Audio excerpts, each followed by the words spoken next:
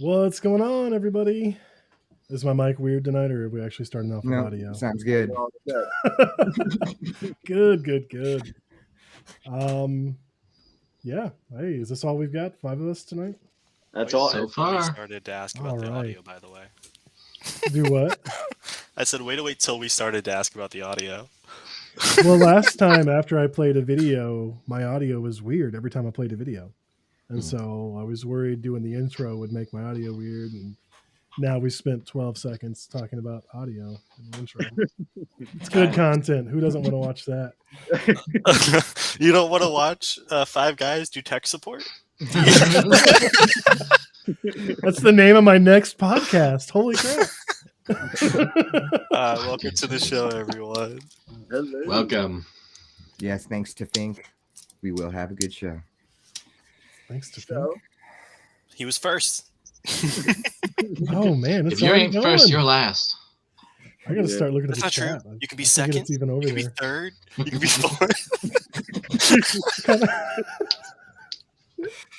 Speaking of first, so yeah, tonight we're going to talk about esports and sports in VR, and I guess talk about the difference between them, what we like in sports games, and what we hate. I don't know. Yeah, I'm and just- how will it translate to VR? Because a lot of those really popular things for esports, I don't know if they'll ever fully translate to VR. Like fighting games are huge in esports, but I don't know if it will be able to translate into VR. But No. anyways, yeah. See, this is why we bring Budo along, because he's got some good ideas. I pretend. Fighting games for sure Oh, will translate. It's all about Where? the locomotion. The problem with most games right now is that it's like we're a herd of buffalo. We can't move faster than the slowest person, and it's by that I mean the person who gets the most nauseous from the game. The developers What's with the countdown timer on Kitty's screen? Does everyone see that? his camera's getting ready to turn off. Oh, But my the God. developers are pandering to the lowest common denominator when it comes to the vignette settings and that kind of stuff. And we need more games that'll just make people sick, because as somebody who doesn't get sick, or hasn't yet anyway, I want stuff to be off the wall. Like I want Spider-Man games where you're just flinging through the city at 100 miles an hour, that kind of stuff. I want to give two pieces of input on this. One, I agree. I don't want every game to do that, but it should be its own niche of games for players who have been around longer. Two, I think the reason that you don't have quick moving games like that is because the Oculus can't yet handle the frames per second needed. And I think it would have too much screen tearing. But I am excited for them. Maybe if they did something with like Super Hot, where like they lower like the graphics and everything so that they can speed up it, that might be cool. But I think those are the two reasons personally. I do want to see it. Well, the one player game that I always champion. What's up, y'all? Bonely, good to see you.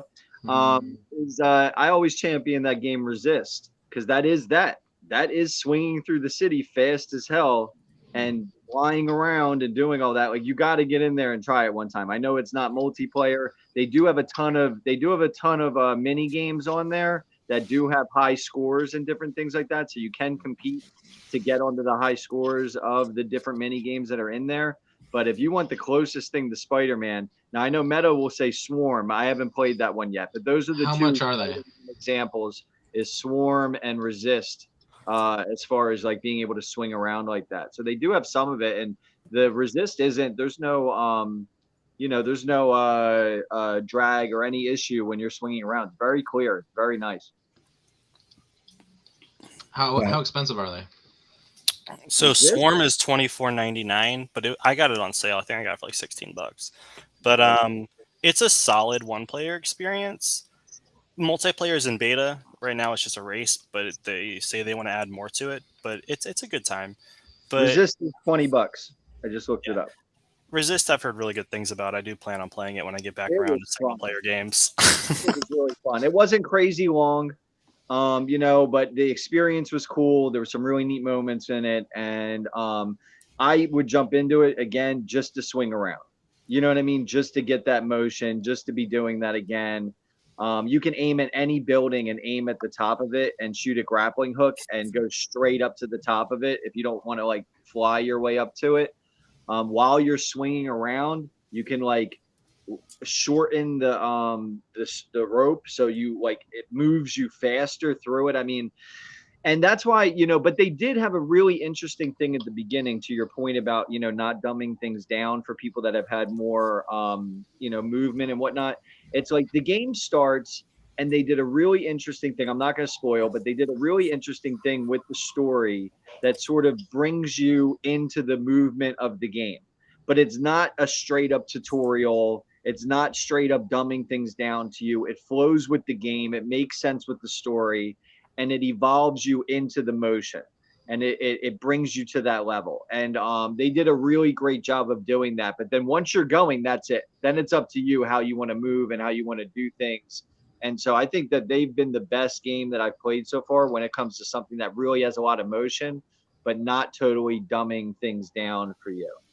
I know we're going to get back to sports, but yeah, I just think that, it's pretty cool to be able to move like that. And that's just an example that, okay, you can have more intense movement and like motion effects, but okay, Kitty, are you good? So guys, Meta is laughing too, but you can't see it because he's a stupid avatar. Oh, my avatar is not stupid. yeah.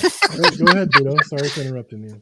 No, not at all. But yeah, I just, even with that, I don't know if the fighting games will translate. I don't know. Why did you say fighting games? See, to me, that's odd, because I feel like fighting games are the most obvious ones that are going to translate to VR, especially with them coming out with the haptic suits and the things like that. You would figure there's going to be full integrated motion fighting.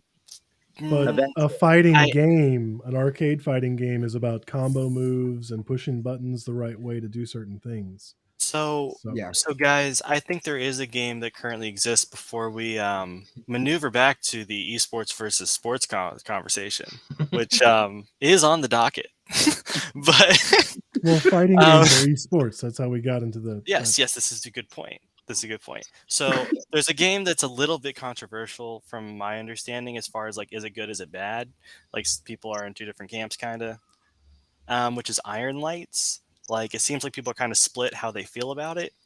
I think it's a really, really cool concept, just not fleshed out as much as I would like it to be. You should be able to do like 2v2 or 3v3, not just 1v1.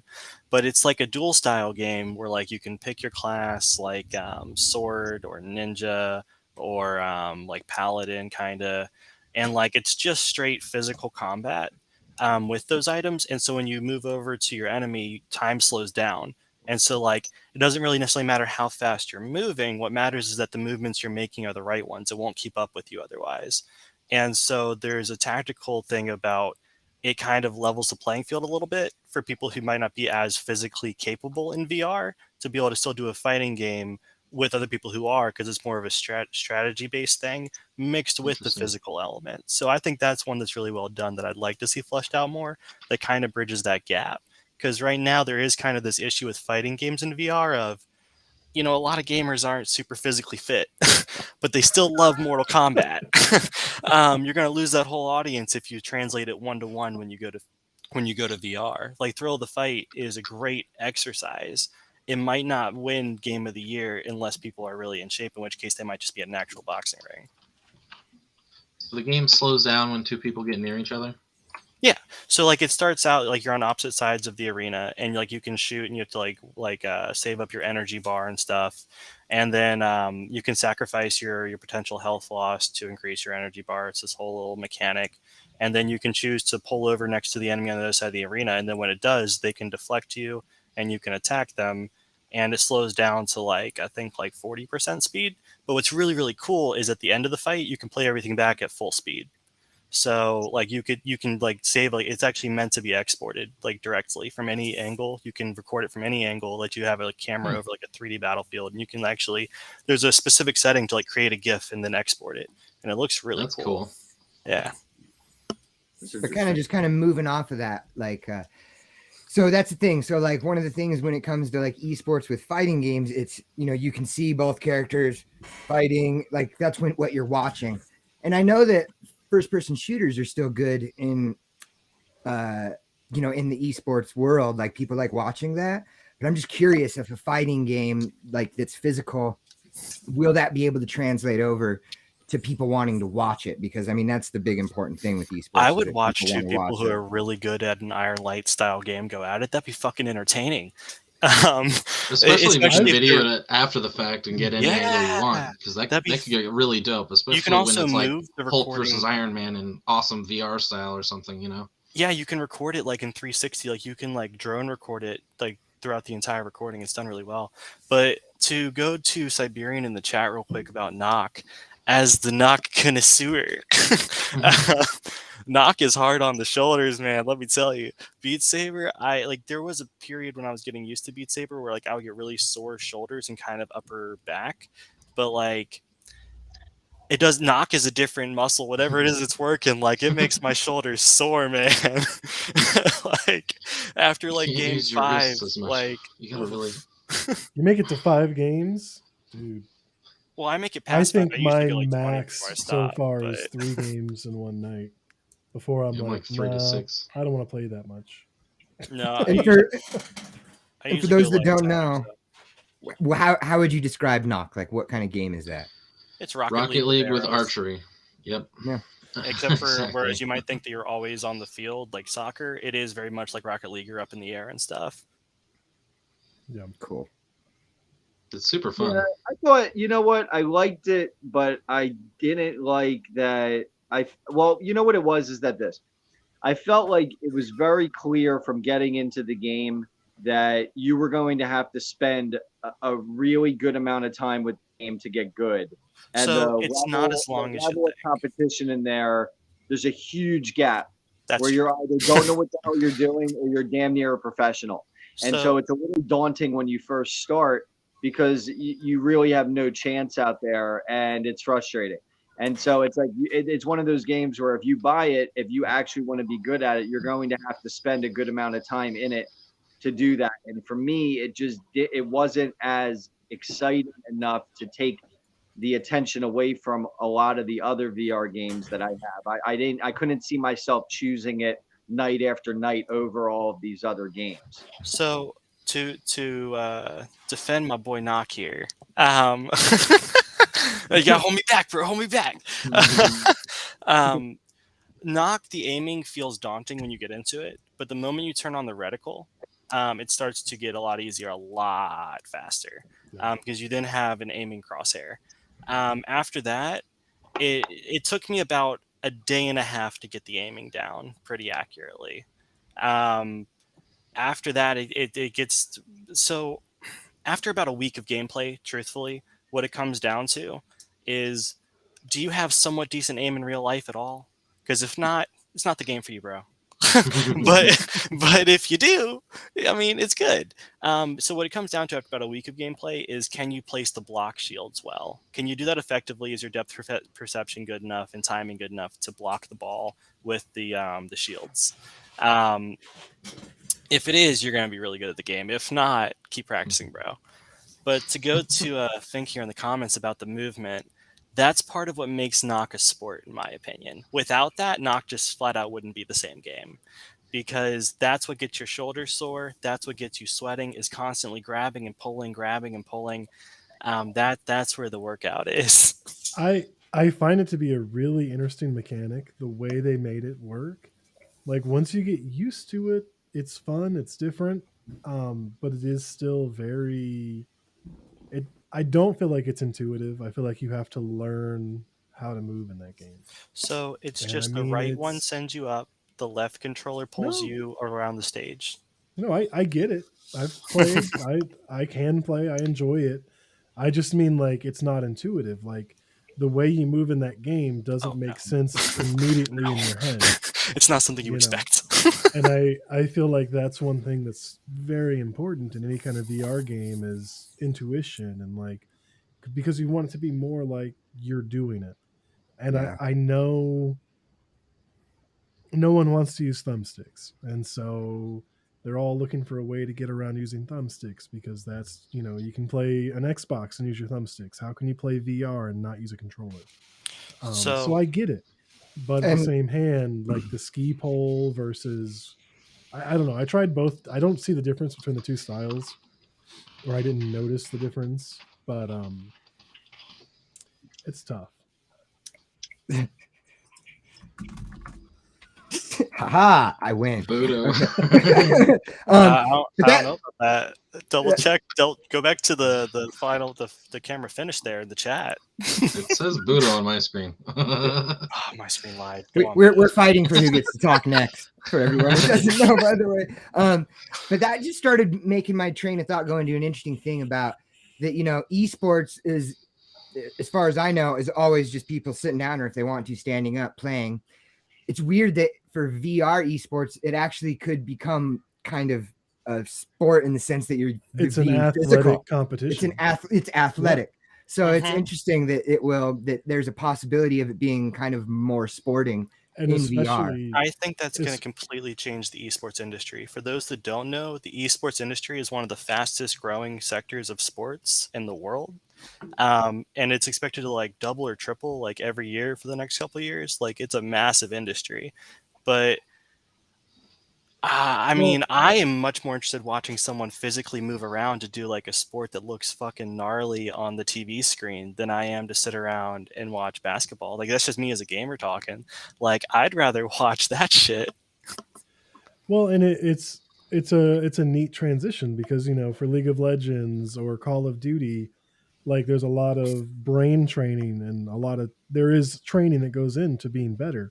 But when we start looking at games like Thrill of the Fight or Knock, you legitimately have a step up on your opponent if you're in better physical condition. And if you stretch, And if you stretch, that's stretch, my problem. PSA stretch. And when You I've know. watched, when I've watched You other ever see a esports, tiger stretch? Don't believe in it. Let me compare myself to an apex predator. Humans are an apex predator. Different reason. Go on, Buddha.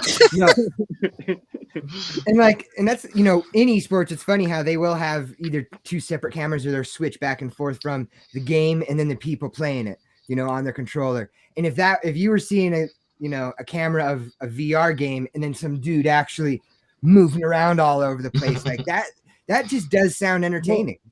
And one of the cool places that VR shines, especially with all the augmented reality tech that's happening, is you have the VR game, but instead of an avatar, you have these guys actually standing there. So, Yeah. you've got, we'll do boxing because it's easy to visualize. You've got two guys doing Thrill of the Fight on each side of the stage, at least 10 feet between them. And, Yep. they're on a giant green screen. And then the other footage is superimposed. So you see these guys actually boxing each other.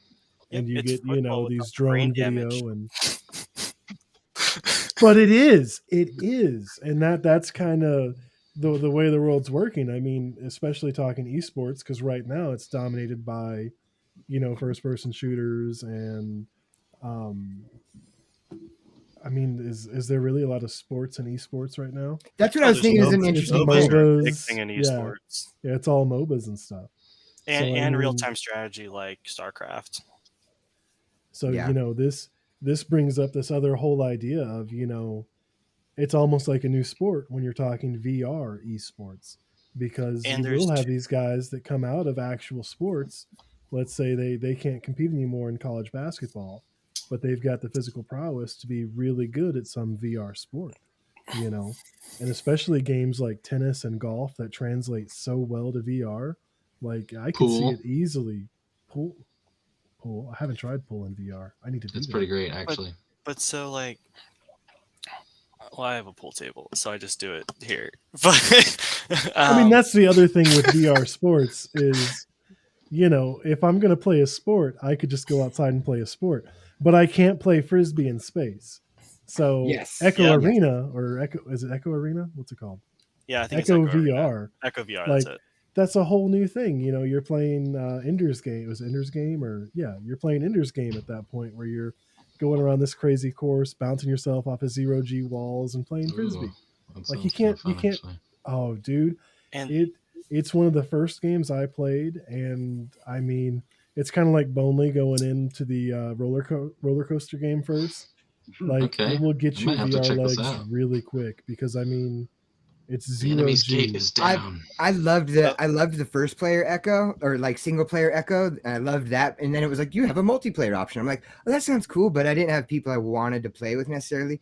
And now I'm We just gotta play realizing, this oh, wait game a now. second, now I got it. So I What's think up? it's still free. They have an Oh, arena shit. version, and then they have like the frisbee version. But I'm pretty sure the frisbee version's free. So we should have a night where we get together and do it because I mean, there's no reason not to. Um, we need teams. I can't remember if it's 5 versus 5 or 4 versus 4, but it's a pretty big system. You go in and there's the matchmaking lobby is social, so you can walk around and grab onto each other and play around and do stuff. Um, and then you get into the actual game. It's been a long time since I've played, but I mean that would definitely be a lot of fun with you guys. And it's another one that's a lot more physical than you think it'll be, so you're sweating by the time you're done. Now, Gorilla Tag, that's the ultimate VR I'm down esport. for either of these, honestly. Gorilla Tag sounds fun. It is a workout too. Dude, I'm I here spent when VR Tag came out, I spent 3 days playing it, and I swear I bulked up like ridiculous. Like my wife is just making so much fun of me because she hears me down here playing it, like hitting the walls by accident, and she's like, "Why are you laughing so much?" And I'm like, "Because this is the most fun I've ever had as an adult." And I mean, it probably still was the most fun I've had in VR. So we Wow. should. Yeah, we definitely got to do it. Yeah. But yeah, broadcasting VR esports is a whole other thing that becomes this great new territory that should be done. And I'm surprised it's not bigger, but I mean, I'm not because VR is still so niche. And so only nerds want to do that. Who would have fun doing that? Well, I that's why wonder Meta has deep. that whole campaign. VR's not for nerds, Becca. Can Becca sit on top of a mountain and hit the little balls coming at her and get the best workout of her life? No. Like, that's why that whole campaign exists. Meta's gonna buy a whole bunch of Zumba gyms, and you're just gonna see all these 35-year-old women on bungee cords and Zumba gyms with virtual headsets on. This sounds horrifying. That's the real future of VR. Just so you know, it's never You going heard to it here be first, folks. esports. Leaks. It's going to be middle-aged women working out. That's all VR is going to be. Oh. Well, I'm And then surprised. hardcore nerds in their basement. But I think it's really awesome that VR, this early in its life, has decided that they want to approach the direction of like making esports more than just a sedentary skill. Because it's kind of really awesome that like games are evolving to, even if it's just a little bit of motion. Like that's why people, like, not why, but like one of the reasons people were excited about the Wii when the Wii was announced is like people will get in shape, they'll be up and standing playing video games. But like it is kind of great that like they're choosing to go the route of like you'll just, even if you don't get like an actual workout, you're at least, getting active, like playing some of these games. And so there's this whole divide right now between like esports that don't make, like VR esports that don't make you have to get a workout, and VR esports that like if you don't sweat, you're probably the person who lost. Um, and like an example of like an esport that doesn't make you sweat would be really any competition based game other than that, like Dash Dash World. Hi Somado's background would be an example of a potential esport in VR, and that doesn't make you sweat. It's still skill based. Speak for It yourself. just makes Fink throw up. Well, that is like a whole different version of like a sport. Like NASCAR drivers are great athletes. If you don't, Yeah, but that's a different world, but man. what I'm saying is like it's a mental sport. Yeah. You have to be mentally okay with some of the locomotion that you're going to be experiencing and not vomit. If you had a 6-hour dash competition, I think it'd get pretty physical towards the end of it. Especially if you're doing like, is it Carter that plays with actual turn controls? Yeah. Oh, that's Yeah, crazy. that's a good point. Yeah, I couldn't do that. No. But What's- you know what? I'm what's really Fink's surprised. comment?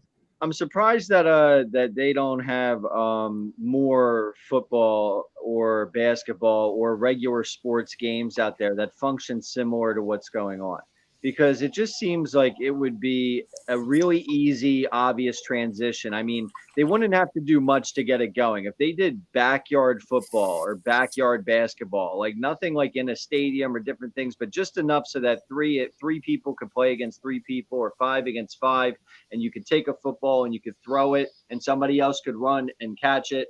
I mean, it seems really simple, and they're almost there. But I was really shocked last week when we saw the Meta thing, and they showed the NFL game that's licensed, and it was so limited. It was just so limited. It's one position. You're a quarterback. You don't get to play defense. You can have a catch with one guy, but it's not in any sort of game scenario. I mean, I don't understand what's holding them back from creating something that has a couple people playing against another couple people. I don't think there's anything holding them back. So that company isn't making games; they are making training simulations. Right, And so it's really easy to transition from a training simulation into a game. right. And so that's what they've done. They're not network But it's engineers. They don't have a team of people working on multiplayer. Multiplayer in VR is a ridiculous concept because the things have to be real. When you throw that ball, the person catching it can't catch it 2 seconds later because of network Or lag 2 feet to the side. or They have 2 to be feet to the right side. there. So both of you have to know where each other are in the real world in relation to the virtual world. Which The ball requires has to know tracking where to be everything so is. good. Like listen. it's I mean, it's I one of the understand what you're huge saying. things Zenith has done so well somehow is because everything is in the right place. But with when you're talking football, like in all these sports, like tracking boxing, everything, they've really got to work on network handling. And I mean, we've got But Wi-Fi 6 now and all these other things that are making it better.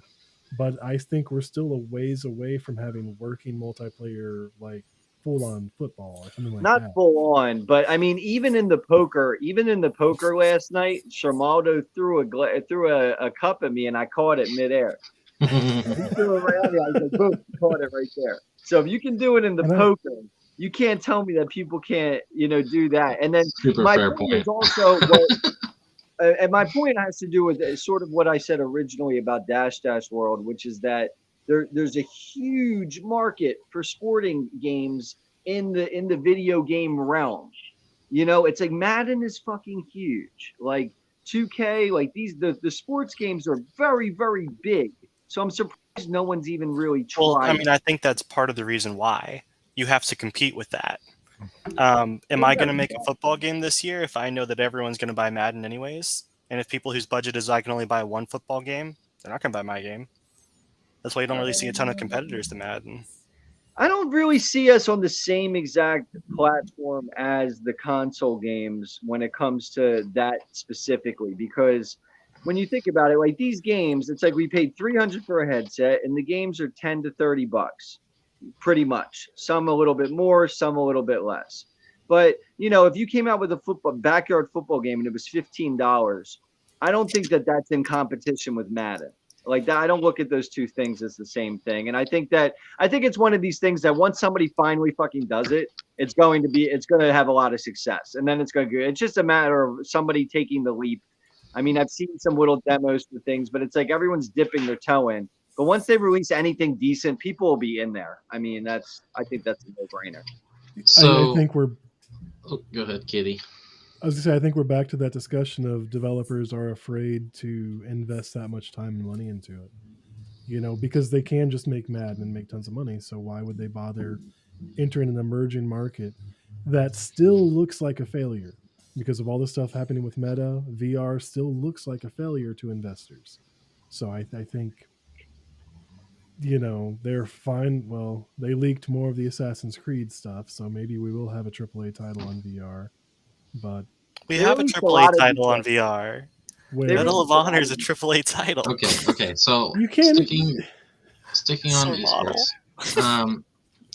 When I look back at my favorite video games that had sports in them, all of my favorite video games that had sports were not just completely true to what the sport actually is. Like it's not like the NBA 2Ks and that kind of stuff. It's not the NFL games. It's not the PGA Tour games. It's like the ones where your team is like all zombies or like, it's the unusual ones. Like I don't want to just play normal football. I want to play NFL Blitz where everybody can tackle all at once like crazily, or I want to play,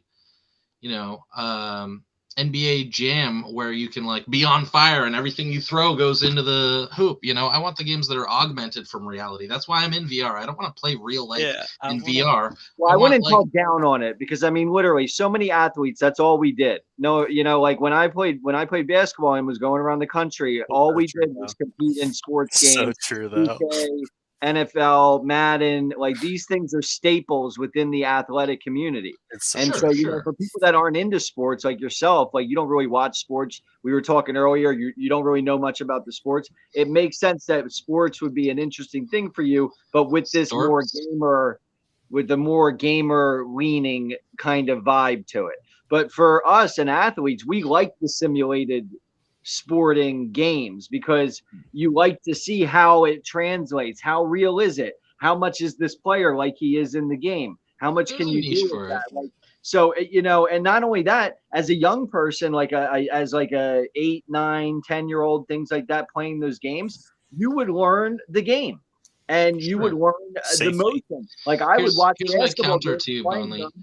These could all be one game. There could be one game called Sports, and it could contain all the regular sports. There is one game called Sports, and it has all these games in it. Seriously? See, they did it. It's done. We don't need more of that then. But they're probably all mini-game style things. They're probably not fleshed out. Sure. Yeah, those are mini-games. But as far as full simulation, there's absolutely a market for people that like real sports in video games done the real way. And just so yeah, I'm gonna hit you all with a stick. Anyways, so conspiracy hat is tingling here. I'm gonna throw out a conspiracy. Ready? Ready? Everyone, check behind you. Get in. What's he gonna say? Okay. What if this simulation game is them testing out the mechanics before they release an actual game? To see how, because even if the mechanics work, as we all know, playing different games in VR, just because the mechanics work doesn't mean that the people are going to like them. So, what if this is their testing ground? No, but yeah. Go ahead, Vito. No, yeah, I know. I think, and it's not one either or. I mean, there can definitely be the realistic sports games, and then just like out there freaking weird, and I think both could be cool. Definitely. But like I was thinking, like I don't know anything about football, and I've seen some football games and played them, or like just multiple I don't know why I say football, but I'm just saying in multiple teams. I mean, instead of going first person, which yes, we all want that first person experience, but sometimes that could get weird with certain sports. It might not feel the right way, but I could see an interesting almost strategy point, like if you did it like Moss, where it was like all the players are down on a screen and you're up above them, and if you could like possibly choose like, oh, you do this, you do that, you do that. Foosball. Yeah, that could be interesting. You're making the plays live with your controllers. Yeah, a VR coaching simulator, that'd be neat.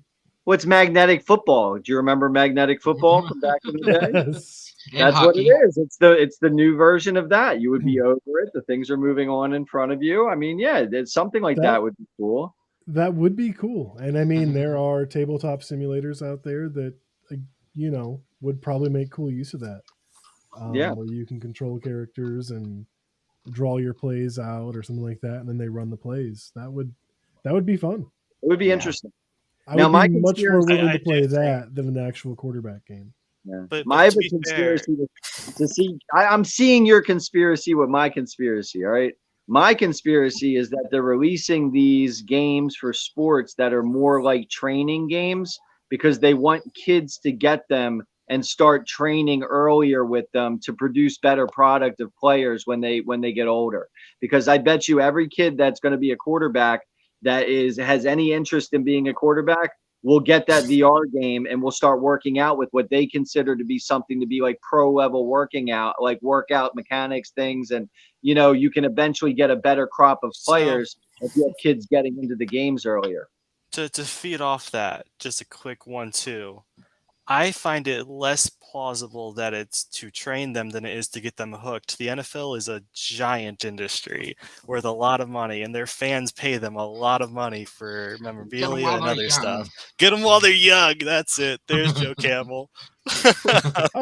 I I don't think it's to get them while they're young, but I think he's got a really good point that, it's not necessarily getting their interest into it, but making better players when they're of age to start playing for real, or to use as a training aid while they're playing in little league. And then, I don't doubt that. I think they're I think that's a waters with really that. good point that could 100% be what they're going With for. the current state of VR, I think they're going to have a heck of a time with that. But as VR evolves, 100% that could be a thing. I don't doubt that. Well, I mean, all the mental stuff going into doing that, like if you're on a field, like look, if you just have a ball and you go in your backyard as like a 9 or 10-year-old to play with your friend, you're not going to be able to simulate reading defenses or simulate people coming at you and you moving. There's a lot of mental stuff that's going to go into it, even at this level, that will prepare a kid beyond just going in the backyard and messing around. That's true. And a game like football too is not like, other games like basketball are a lot easier to play like as a pick. Like I could just go to a park and start playing basketball. Oh yeah. I don't need a lot of Football's people, not like like one person, 2-person, whatever. Football's not like that. You can't just show up and just start playing football. So that's another kind of thing where it's like if they need people playing it, and it's not the easiest thing to just randomly be playing. That's true. That's fair. That's fair. It's true. So I think that's I'd like to circle back to my point about crazy games and bring up Racket NX. If any of you guys have played that game, I was looking like at it. it's like tennis, except it reminds me of Star Trek. It's one of the games they play in Star Trek a lot. It's Is it like so tennis or much is it like like that. racquetball? No, looks like like racquetball. neither of them. There's a ball you hit with a racket. That's where the similarity's in. But you It's hit the like, wall. did you ever play Brick Breaker?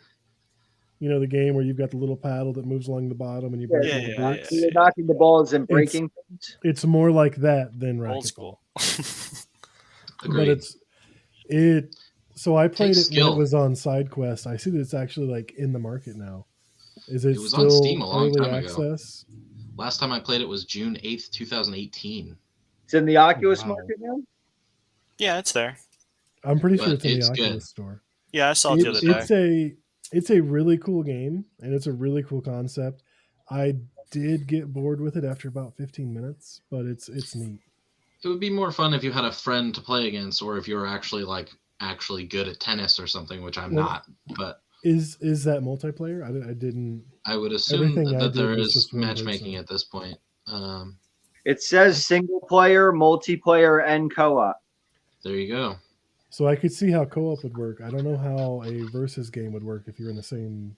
They would have They had to have versus You have to hit before. the I remember it. opponent's bricks or something like that. You're trying to take over the whole board, I think, and so you change one color and they change it to a different color, and so you're trying to accurately hit all of the ones around you, and so accuracy really matters. Like it was difficult. I remember being hitting at one spot over and over again and being like, damn it, no, damn it, no, damn it. And the physics were really good when it was pretty good. It felt real. It felt like the ball goes where you're trying to make it go. I mean, it felt like it went where the paddle was aiming, which wasn't always where I was trying to make it go. But well, yeah, you gotta have it twisted the right way. That's one of the things I hear 11 does really well.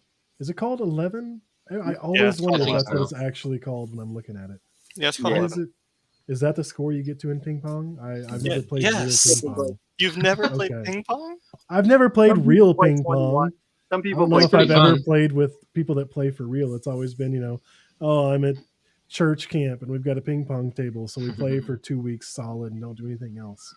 I mean, trust Meta. He's obviously a ping pong trainer. Yeah, we had one. I had one growing up. I had one growing up also. Was it on next top to your of pool your table? table? Well, no, that was in the basement. It was in the other game room. Actually, It was where we had our arcade That's game. not a joke. I had separate ones too. Oh man! I had a pool table and it's a billiards table. Yeah, exactly. I was about to say, get the fuck out of here. Hold up. So, but yeah, I've heard that's one of the things they get done really well. For me, it's too expensive for a ping pong game, even though what I hear is like it's one of the best VR games out there. I just have a hard time. It would need to be like Mario Soccer for me to want to get it. I think the point is it's like such a good simulation of playing ping pong with your friend that's just how good it is, that it like really demonstrates that idea of VR multiplayer, like we were saying 20 minutes ago, that the physics for both people is so real. The way you move the paddle matters. Every time I'm looking at accessories on Amazon, some of the first things are those stupid ping pong paddles that you slap your controller into. And I'm like, who buys this? And then I go, Sir Maldo's got 10 of these, I bet. Yep.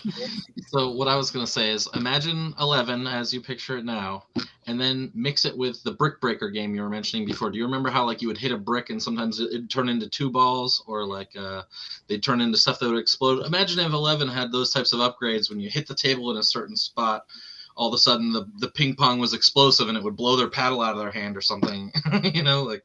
I mean, that just goes off of, Meta was just saying, oh, I'd get it if it was like Mario Golf. And let's just be honest, like Dash Dash World is like, it's basically just Mario Kart.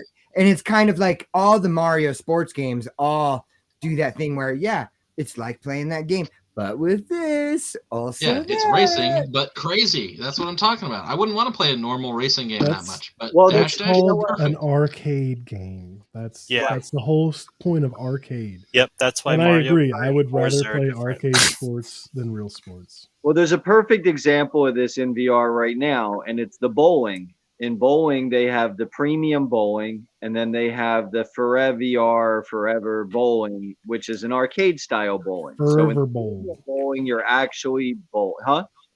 What, Kitty? Forever bowl. Forever bowl. But they haven't. Sounds like a stoner's dream. But in the Forever Bowl, so in the premium bowling, everything is actually bowling. But in the Forever Bowling, the balls all have abilities. So one ball is a lightning ball. You throw it, shoots down the lane. Another ball, is a gutter thing. So it like gets close to the gutters and spins back. Other ones spin crazy. They have sound effects. They look crazy. All the balls. That's what I'm talking about. All this goofy stuff with it. So yeah, it's there's a place for both. Like Budo said, there's a place for the simulation, and then there's a place for the fun. And people that play the simulation will also like playing the fun. And some people that play the fun will also like to try what it is to do it actually. So, they're both good. So, and what I'd like to see is a developer do that in the same game, because especially when it's the same mechanics, like when you look at those 2 bowling games, it's the same Forever mechanics. has it. So Forever has just a regular. Forever has it where you can take the abilities off and you can just actually go bowl. I was just gonna say it's a lot easier to make a crazy game and then peel it all back than to make the normal game and then make it crazy. Because think about it, Dash Dash has no items mode. That's basically non-crazy. I mean, it's got boosts. Why would you play no items mode? I don't know. Exactly. Why would you play non-crazy any of this People stuff? do that. So why would you play Super Smash Brothers with no items? I mean, I know people do it all the time. It's just not for me. Yeah, same. But you kind of get back to this idea of competition, though, because that's kind of the whole point of sports, is you can say you're the best. So how can you be the best if someone's always shoving a machine gun up your tailpipe? Luck is a part of competition. Accept it. Embrace it. No, that's called gambling. But it takes out exactly. It takes out the luck element. No, if there's money involved, it's gambling. Get it straight, Meta. That's wrong. It's luck involved. When it becomes 100% skill at that time. Well, you know what? I would disagree, because in Dash Dash World, a big part of the skill is using the items correctly and being familiar with how they work and what they do. And so if you don't know how to use it well, like if you can't aim well, or you grab something, you don't know when to use it, what to use it, when to save it. I mean, there's a lot of skill involved in those items. I mean, so this is a good point towards the idea of esports versus sports in VR. Because when you're looking at esports, you're thinking strategy and how can, like you're saying, like how can I use these to my advantage? How can I be better than them? And when you're looking at sports, you're thinking, how can I be the best at this thing? So a racing game, that's the difference between the sport aspect and the esport aspect, is when you're looking at sports, how can I be the best driver? How can I get to the finish line the fastest? Versus how can I win this race and, blow up as many people as I get to there, So since we're talking about esports, I just want to like do a tip of the hat to Rocket League because I've put thousands of hours into that game, and I would say that falls under the umbrella of esports. And I wanted to mention that that is a very silly game unto itself. But even a silly game can have even sillier modes. I was thinking about the Rumble mode, which I don't know if you guys have ever played any Rocket League, but the cars. So the premise of the game is that it's soccer with cars, and the ball is like as big as the cars are, and the cars can like do flips and fly through the air with jets and stuff. Which that's the regular game. And then there's a silly mode where the cars can get power ups like a boot on a spring that kicks other players, or a boxing glove on a spring that punches the ball, or you can freeze the ball midair, or there's a plunger on a rope that can hit the ball and pull it towards you. So there's all sorts of silly like power-ups, and it makes the game just even 10 times more ridiculous than it already was. So I don't know. It's a great esport, and it's a lot of fun. And I hope that there are similar games like that in VR that start out silly and then have even crazier modes.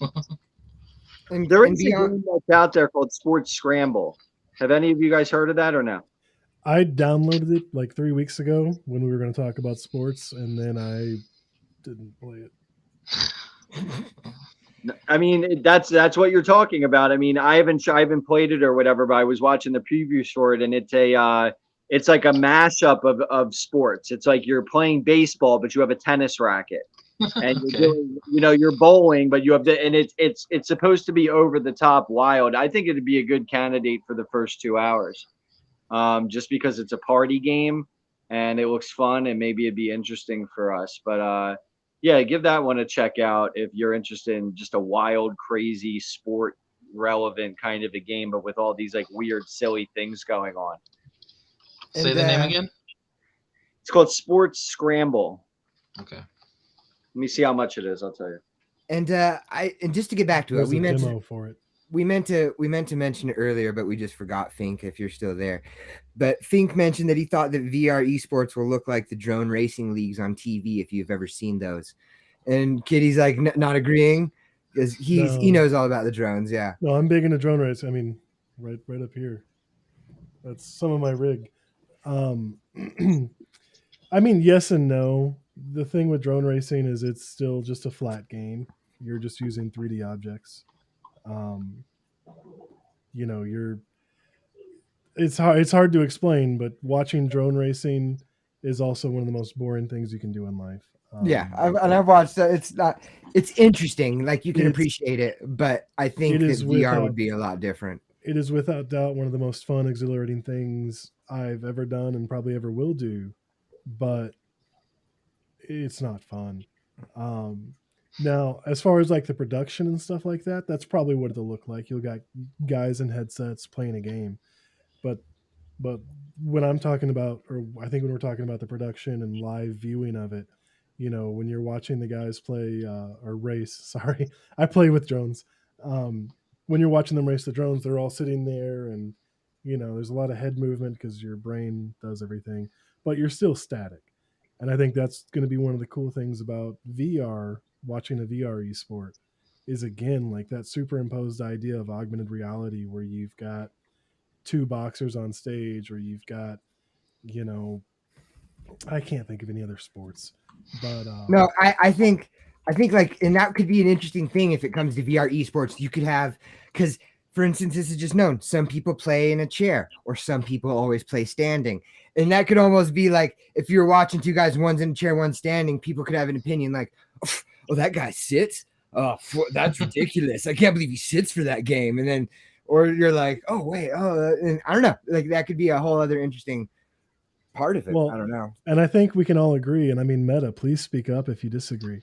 But when it comes to any kind of VR games, standing up is always the better way to go. Dash is an exception. Sit-in games are the exception. But in most cases, I'm so much better at a game if I'm standing up. I just get tired, and I don't want to keep playing it because I've been standing up. But like Zenith, like when I was playing Zenith standing up, I hit my rafters. Every time I go to climb something, I'm hitting my rafters. And so I had to stop playing Zenith standing up. And I didn't think I'd be able to because I was so used to just moving and turning with my body instead of turning with my thumbsticks. So I had to get used to turning with my thumbsticks, and I got really good at you just didn't sitting use a down. turning chair? No, I do, but I don't turn in my chair. Oh, see, That that's feels that's the way that I naturally transitioned from standing to sitting. spinning in my chair feels so unnatural. Like I maybe if I had a bar stool that spin, that might be a little more natural, but I have to like shuffle my feet to turn. I don't want to shuffle my feet to turn. I just want to spin. Um, so if I'm standing up, I'm not using my thumbsticks to turn. But if I'm Yeah. sitting down, it's all thumbsticks. Meta, what do you think? Oh, you agree? Okay, all right. Just checking. He's awfully stoic over there. Yeah, He Bone is. and Bonely's one of What's those like weird is the eyes are moving. Yeah, I thought he was there still. Uh, I was just gonna say that I also usually have to sit because I've got a ceiling fan that I've smacked a few times, and I don't want to destroy it, so I Oh, and usually just play sitting. yeah, I want to mention Siberian's coat. We got it on the video right there. Yeah, and if you didn't sit, you'd smack the shit out of something. Yeah, and I'm on a different level. Like I used to stand for everything where the game would be standing, but then I got a new kitten, and if I even tried to do that, she was just like, "Well, this is a game. It's a different game for the cat." And she's like, "I'm attacking the hell out of you while you got this headset on."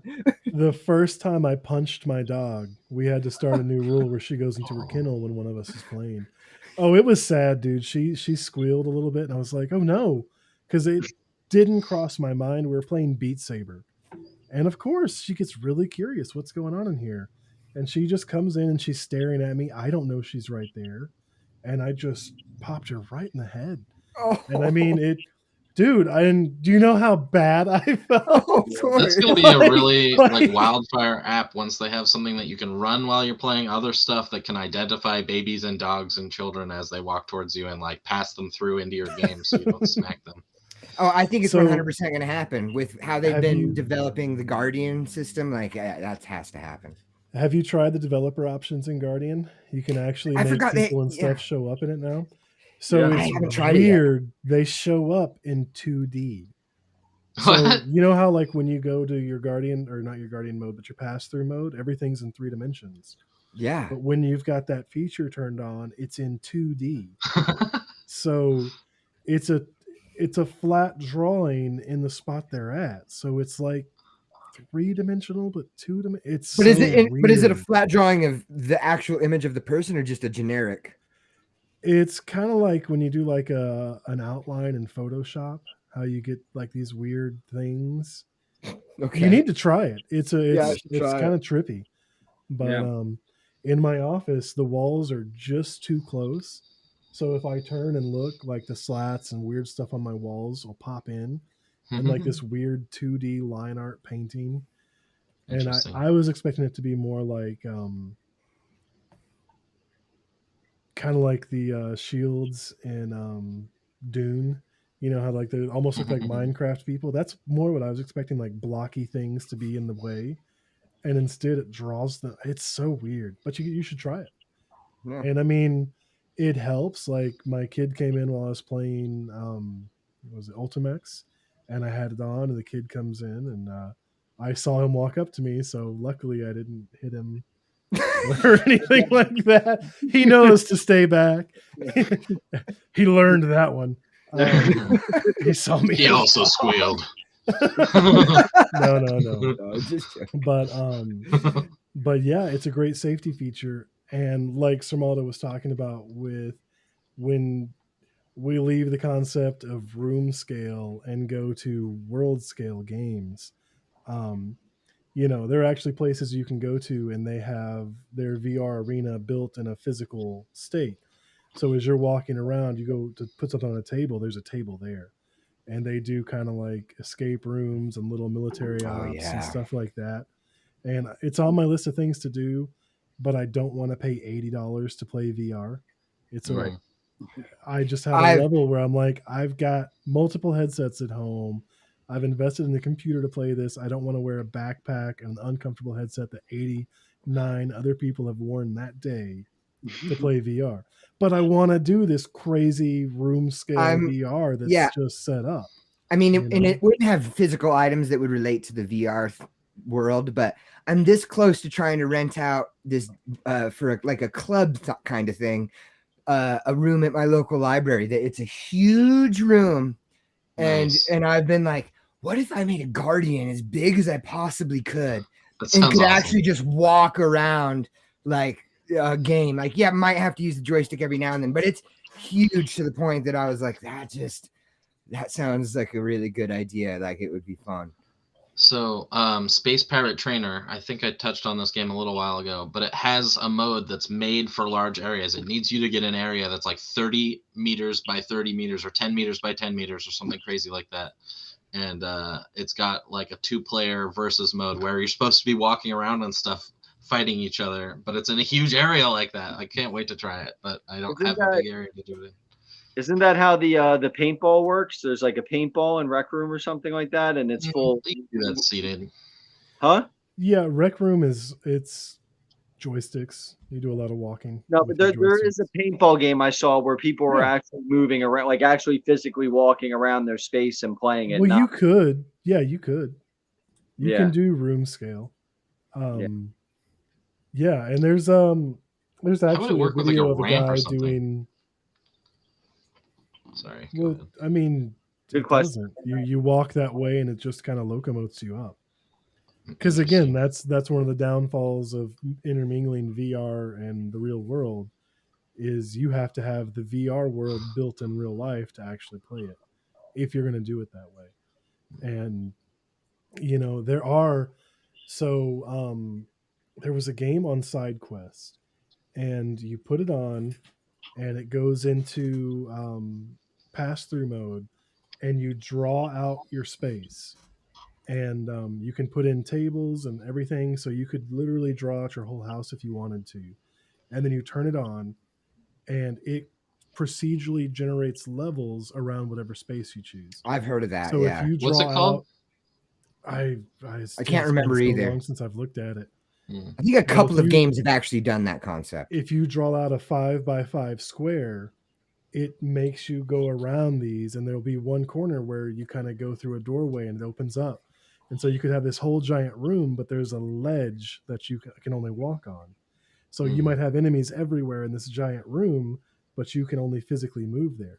So you don't use your joysticks to move. It's all room scale. So you have to walk That's pretty everywhere dope. you go, even if it's just a 5-foot square, or if it's, you got an entire warehouse rented out.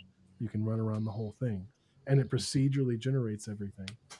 I don't know how we got here from esports, but Well, to bring it back to esports, I'm not sure if it's an update or whether it's an option because I don't own the game yet. But I'm pretty sure with 11 you can create a ping pong table in your house and play on top of it AR. Oh, cool. So if you have 2 people in your house, like you can create a ping pong table wherever your space is, and then hit it back and forth with the person that's actually in your house. That's And it dope. looks like it's there on the pass through. So I was watching something, yeah. but I don't know if it's available or if it's a mod. And theoretically, I mean, with something like that, like if you made the dimensions and you knew your other person had the same dimensions, you could theoretically do that when not being in the same room. It's like, you're like, okay, I'm standing here, but our table will look the same in perspective, to each other. I don't know. Yeah, I don't know how it works, but I know that they have this thing. I'm checking it out now. Yeah. Yeah, that's interesting. So you're in VR and the person you're playing isn't in VR? No, they are. Yeah, but you share. It's like you have 2 headsets, but you're playing in a pass through, and the table is in your actual space. Okay, so you're playing. So it's like you're playing on your dinner table or something. It's not Yeah, like you playing. it's like say you're in your yard, or you're in a back patio space that's empty. So you stand on the opposite side of the patio and you create a fake ping pong table in between you, and then Okay. you're hitting it back and forth while you guys are standing there. I was getting a weird disconnect. Okay, so the big thing is it's just in pass through. So It's you're just in the the real world the whole playing thing, you're virtual in ping your- pong. And you're it's at actually in scale. your Got space it. while you're Got playing. it. It's at scale. Okay. Yeah, that is really cool. And that's the kind of stuff, I mean, as we're moving towards whatever what's the code name for the new headset that Oculus is doing? Project Cambria. Cambria, yeah. Is it has full color pass through. So the next headset's going to have some crazy levels of augmented reality. So and I mean, that's what gets me excited. Like HoloLens came out And I was like, oh, this is going to be so cool. It's going to be so useful. And then all they use it for is warehouse working. Um, and occasionally, like, car showrooms so you can change the color of your interior or whatever. I don't know. So My no, yeah, but I thought you were done. Sorry. Just- now I am. Keep Okay. going. No. But back to esports, of course, one of the biggest, most popular esports things is first-person shooters, and Population One is not a bad first-person shooter. It's like decent. It's got good teams. So I was just curious, like, have they made tournaments? I looked it up online, and it looks like there's at least one video of someone doing a tournament that they probably hosted just themselves, like we're doing with the Dash World. But but yeah, it's. I mean, that could be a huge thing. I mean, I'm curious why it's. It Yeah. could be, but I think you're more likely to find things like contractors in games that have like small team versus small team going on rather than the big Royal Rumbles or whatever they call them type games. So, I mean, it's like Fortnite versus Call of Duty. I think I know contractors is the one that comes up every time I'm thinking about games that would be cool to do in esports and VR. And that would be cool too, because you've got two teams on each side of an area, and they've all got pro tubes or whatever that crazy gun stock is called that has the augmented force feedback. My brain's dead. Recoil. No, And, that's cool. Oh, I really wanted to try the vest. Like there you can feel the haptics. I really want to try that. You know what we need to do though, really, like as we move forward, I would love to go to that convention that they have where they preview all of this stuff. Did you guys see that? Oh, I Consumer haven't. Electronics Expo. Yeah, I think we should all go as a crew because I think that would be awesome. Oh, dude, I'm Where down does for that hitting take place? Vegas. They Vegas. different cities every year. CES We would just have to look it's it up. always It's a Vegas. convention. We all go stay there. We check it out. We'll get footage. We should definitely do that. People were trying all the crazy, hand ones that have the robotic hands over top of it, that's full hand tracking with that. And the full suits where, you get shot in your leg and you feel it in the back of your leg. I mean, that's crazy. It's wild. Stuff now. They're just I- not, they don't know how to feed it to us yet, but they've got it. I'm 100% down as long as we can drive there because I'm not getting on a plane ever again in my life. Unless it's in VR. You're gonna get Coming on this planes weekend. in VR. Yeah. Yeah, first 2 hours. So that's coming up. I think we're doing it this weekend. Yeah. Everything's first. pointing to this weekend. I think Friday Um, or Saturday. I don't know if we've decided yet. I know you were going for Friday, and I would be more into Friday. But I could do Friday better than Saturday as long as it's in the evening. It's tipping to Friday. I like it. I'm fine with either. I can't remember what everyone's reasons were, but I know Bonely, you're turning what 86 on Saturday. I'm like Benjamin Button. I'm going in the other direction. You got a long life ahead of you, buddy. Brutal. I'm sorry. That's I'm okay. so mean. I just want to check, by the way. But yeah, Sad. happy birthday! Since we won't have a show again before your birthday. Yeah, Thank dude, you, happy birthday. Thank you. Sweet. Yeah. But yeah, Just- Friday would be cool. I would like to be playing this going into the birthday. That would be neat. So we'll tentatively schedule it. We'll have it posted once we figure out when we're going to do. But first 2 hours premiering on Friday. Our first game is going to be Warplanes. Woo. It's no, he's not in the waiting room. He disappeared. Oh darn. Um, Okay. Meta disappeared. Warplanes this Friday, possibly Saturday. First 2 hours. What we're all going to do is we're going to buy it on Friday, install it, and then we're all going to start up a stream, get chatting, talk for a few minutes, and then jump into the game. And hopefully we'll have it set up so we can either switch between our live gameplay, or I might do like we did with Dash Dash, where we have 4 screens set up and you can see what everyone's doing. So we get a good idea of kind of what's going on. We'll all be chatting and being ridiculous, I'm sure, and it'll be a lot of fun it'll be a lot of fun for us, and it might be fun for you folks to watch. But the whole idea is just, is this game worth playing? Is this is it worth 2 hours of your time, much less worth the money that you're spending on it? And then hopefully, we're really looking for games that we want to play, that we don't want to push the refund button on. I have a feeling with Warplanes, the timer's going to go off and we're all going to be like, well, let's just keep playing. Yeah. So we'll see. Which again, I mean, that's a whole other aspect of this show is the first 2 hours becomes the first 7 hours and, whatever. But we're at least going to give it an hour and 45 minutes regardless to see if we like it. And if it's a terrible game, it's going to be a hard hour and 45 minutes. And we'll have a lot of fun making fun of the game. Yeah. From what I've seen, it'll be fun. Shout out to Siberian for remembering my terrible way of trying to intro the pitch for that. I think it was a group effort, actually. I think the worst part was, trying to pitch anything on April 20th. I think that was just a bad idea. It's just it was hard. But yeah, first 2 hours should be fun. And there's so many games to play. I mean, we'll just keep doing it. And I think we already have a lot of games in mind moving forward. Now, if anybody has any suggestions, certainly we'll take them. So you can comment any suggestions. We're going to be voting on them during the week. And if anybody actually wants us to play something and more than a couple people ask for it, we'll certainly weigh that with our opinion and what we're choosing. Totally. I would much rather play something people want to watch than play something that we'll have fun with. Yeah, so please interact. If you're watching, we love the interaction, and it's like any genre as long as it's multiplayer. I think we've come down to the thing that we want to test things that are multiplayer so that we can a bunch of us can get in and play together.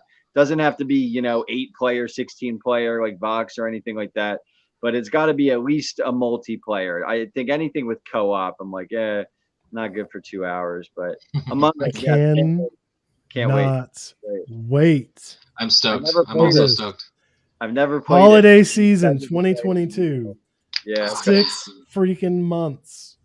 We gotta wait. It'll be worth the wait. It's gonna be ridiculous. I don't even know if we'll still be friends by then, to be honest. Or it'll be really easy to tell who the imposter is by that time. Either way, Bonley goes out the airlock first every game. We need to agree on that right now. I don't even know what that means. So in Among Us, what it sounds like. In Among Us, you basically, however many players there are, one person is against everyone else, and you don't know who it is. So you have all these tasks you have to complete on a spaceship. And everyone's going about completing their task. And there's one person, the imposter, and their job is to kill everyone without getting caught. So there's cooldowns. There's you can only kill one person at a time. So if someone sees you and they're able to alert the crew and then convince the crew that you're the imposter and they actually get you booted out, then you've lost and the crew won. No, anybody can call a meeting at any time. This is the one thing that I didn't understand with that game. And it's I've only seen people talking about it and my daughter's watching people recreate it in real life and shit like that. So this is the most I've seen from it. But I never understood what do the tasks do? So you have a meter you have to fill up. You have a meter you have to fill up. So it's like little mini quests, mini games that are quests. So you've got to match these wires up to where they go. To win the game. They have to survive without getting murdered by the If you survive to 100%. Do they win if they do the task? Is there a win? Yes, because he'll kill somebody responsible for something and then it won't get done. So other people have to pick up the slack. So if everybody gets the task done, that's another way to win? Yeah. Well, that's how that's you the only way for them to win. Yeah. Well, no, you said by pointing out the imposter, that's winning. Oh, well, if you can catch him. You can either outlast or completing all the tasks is the way that you win. Okay, all right. And as the imposter, the way to win is to kill everyone else. And I heard about the game, thought it sounded really stupid, and then I watched a Twitch stream of it and saw how much fun they were having because it was a group of guys that all played together and they were playing it together, and I was like, okay, this actually looks like fun. And I mean, I tried to get my whole family in on it, and no one else wanted to play. My wife played 3 games, and she's like, Well, but who's the imposter? How do you know that? That guy said Red was the imposter. Like, yeah, he's trying to trick you. That's how this works. And I haven't played the game, but I liked the small thing that you said is like one of your tasks is connecting a wire. So I'm realizing if they really go in on it, they could really utilize VR. Like they I've got to pull the switch. I've got to press these buttons. I've got and to. it looks like that's what they're going for. Totally. I don't even know if I should say it out. I don't even know if I should say it out loud, but a great idea just came to my head for a game. Ooh. Mario Party in VR? Yeah, I know. Here's what it is now. You know what it would be? Oh, that is a good. Clue in VR. It's Clue in VR. That's what Among Us would be. Actually, Clue. It was Professor Plum in the library with a candlestick. Oh, I want the Clue. Clue would be amazing in VR. So Zay just got us all this game for PC VR where you're solving a murder, and it sounds just like Clue. Oh, really? You pick up, you look through everything, and you have to solve a murder case. I'm thinking like more of I'm thinking more of like a group where you all meet up, and then you're given your role, and then you have to kill the person with the item that they're saying. Mystery theater. Dinner Mystery Theater or whatever. Oh, see, that could translate to VR so well. It would be really neat. It should. I got excited thinking about it. So we're announcing our new game studio tonight. It's called Bonely Interactive. Well, we were going to call it that, but that's already a porn studio. So it's. I own that studio. Don't judge. So we got one thing we'll announce again. And I think we already talked about it, but we'll announce at the end of the show. But any final words or thoughts about esports and VR, sports and VR? It's coming. It's coming. I think it's coming, and it's going to be a big thing. But it's gonna go through its growing pains because, like you said, there's going to be a mix of people that are not used to really mixing their exercise with their gaming.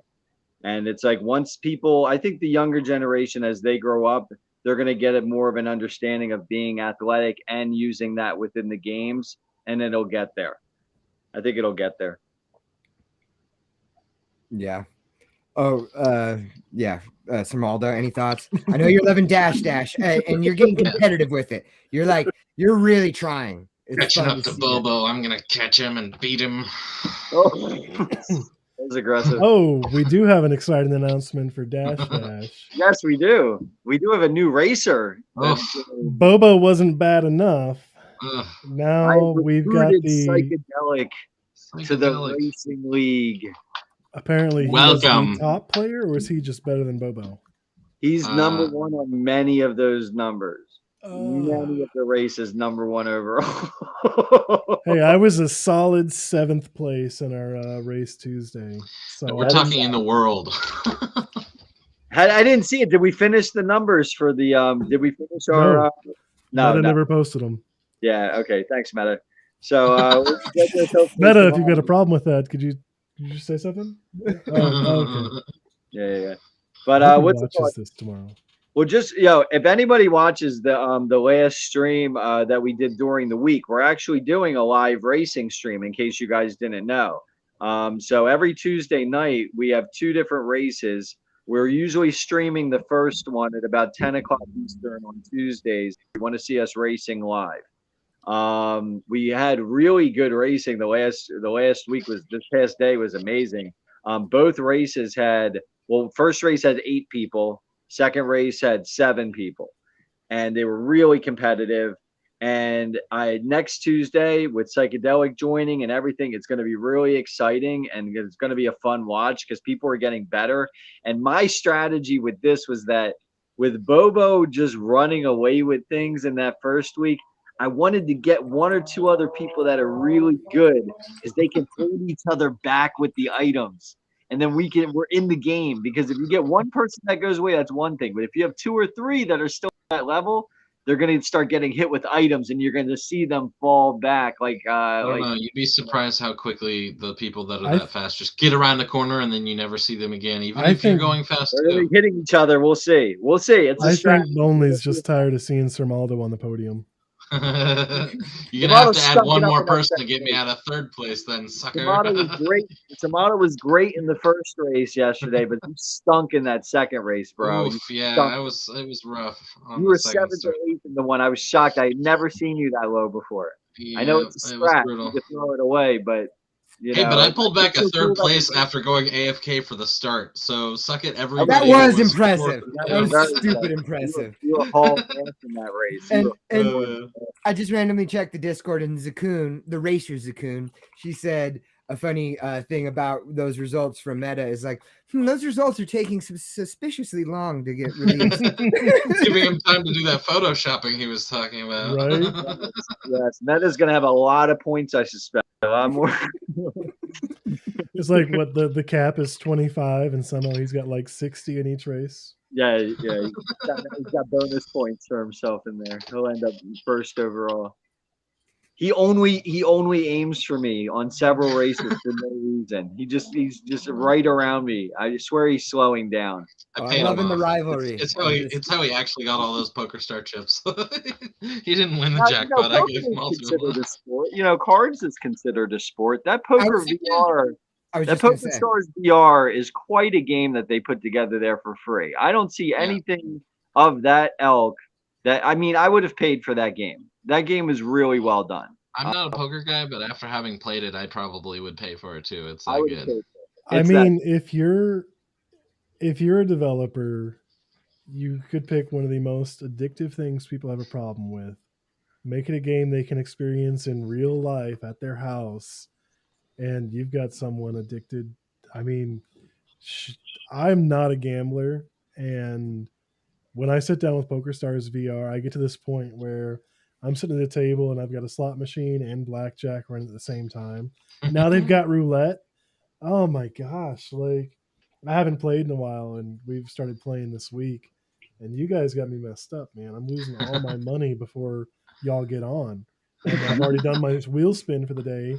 So y'all get on, and I'm like, I've got $5,000. We can Oh play. no, you're gonna turn into one of those beggars in the lobby that's asking. Yeah, for I've had two beggars That's freaking gonna be accost Kitty in me. a couple weeks. Kitty's gonna be out there like, can I spare a couple dollars, man? Have you seen Just that? standing next to people who are spinning, hoping they'll hit a jackpot and feel bad for it. And that's a great example of the VR difference is like just having that and knowing that all that interaction is hilarious. It's so good. Yeah, it's fun. You downloaded it, right? You're going to get into poker. Yes, it finally downloaded. It You took need forever. to. It's a good time. It is. And I mean, fun. at a poker table, we can have 8 of us. Yep. And then at blackjack, I think it's 5. 5. And it looked like roulette can hold a lot of people. So we should jump in and do that. Oh, dude, I love roulette. We should get Zane so K in for some stupid. poker. Yes. She hasn't. I Zakun even just sent her a downloaded- text message. She Zakun hasn't Yeah, where downloaded they at? poker last night. I'm worried Say about what? him. Zakun downloaded poker last night also. Oh, sweet. We need to get a table of 8 people that we know. Shout out to our buddy from Proof, a bad Abba Yabba for hosting the poker game last night. That was Yeah, fun. that was fun. Oh, and He hosted that's a the great after segue. party. Great segue. Speaking of our friend from Proof, he's going to be helping us by giving us a little prize. And so when we hit that 50th subscriber, you're going to get a prize. We've got some shoes. I don't know exactly what the prize is yet, but he's making shoes, shirts, and from what I heard today, also sounds like making some pants too. So Nice. And we'll be to seeing make what it we got. clear, the prize is not for the 50th subscriber. It's for a random subscriber when we hit 50. Thank you. Yeah, Okay, once we thank get you. 50, we'll be doing a drawing. I actually think we should do the drawing live on air too. Yeah, we should cut up all the names. We'll get a bucket. Yep. Yep. Pull it out. Pull it out. And yeah, we appreciate that, man. And we met in the VR community. So what's cool about the VR too is that even though we all link on this, we all have other things that we do that are interesting and things like that. Oh, okay. Like that. For sure. I'm liking that pair. There's other ones that I like a little bit more too, but yeah, it's good. They're cool. Yeah. I'm stoked. Definitely, man. Yeah, but big ups to them and for connecting with us in VR and bringing that to the forum for hopefully one of you winners out there. Yep. Yeah, man. So yeah, we hit 50 subscribers. And I don't know if we're going to combine Twitch and YouTube or just do Twitch. I think it makes sense to just do Twitch. Yeah, that's fine.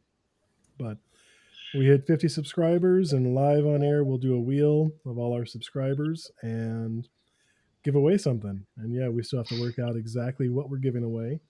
But he's really excited for what's going on here, and we're really excited for what's going on here. I know it's a weird mashup, skater apparel and VR social stuff, but It is like random. they were saying, he's really excited about VR. He's so into it, and it just kind of works out. Like it's one of those cool social interactions you have in VR. Where all of a sudden, a business partnership starts coming up, or like all you guys, we all found each other socially in VR. Yeah, and I would never hang out with someone like Bonley in real life, but now we're good friends. Like, and honestly, like, here's the story: we're just playing a game together, we're having fun, and then one of us is like, oh yeah, we've got this the show we're doing, and then he's just like, oh yeah, do you guys have a sponsor at all yet? And then we're like, no, and he's like, okay, and then I see that it's skater stuff, and it's not super random because I am a skater, and those are the ones I really want. I'm looking forward to skating. That's my favorite pair he's posted. And as a skater, if you can't notice, there's lace protectors there, which are like, some people stylistically don't like those, but I think they're functional and they're different. Anyways, point is he did that. I'm like sending him like, oh hey, here's me skating, and then he just hits me up. He's like, yo, we should do something. And so that is the cool thing about VR.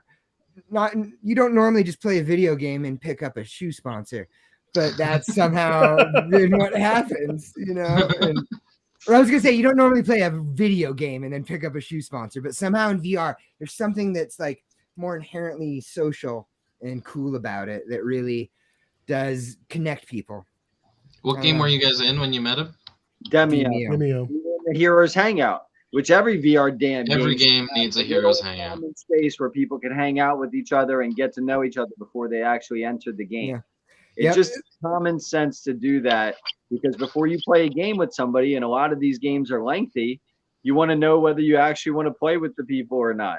Yeah, and even games where you wouldn't expect it, like Phasmophobia. They've got a little, it's like a setup room where they've got all their gear, but it's a hangout, and there's you can throw a basketball, or you can throw a little bag and a cornhole. Is that right? Yeah, I think so. Such a terrible name. I know it's ridiculous, but and just to get back, let's draw it back to our subject. It would be so easy to do that for sports games of oh, you're in the locker room. Yeah, exactly. It's so easy, Or you're in the ticket center or something where, there's a lot of fun stuff you can do with it. Well, and one of the cool things, again, when we're talking, man, we're just going to keep circling subjects. When we're talking broadcasting, what we do, baby. Esports, imagine your audience being in VR. So if you've got a boxing match, you're in VR watching boxing. You're seeing their video composite, real people boxing each other, and they're playing the game. There's so many great opportunities. That is what I want.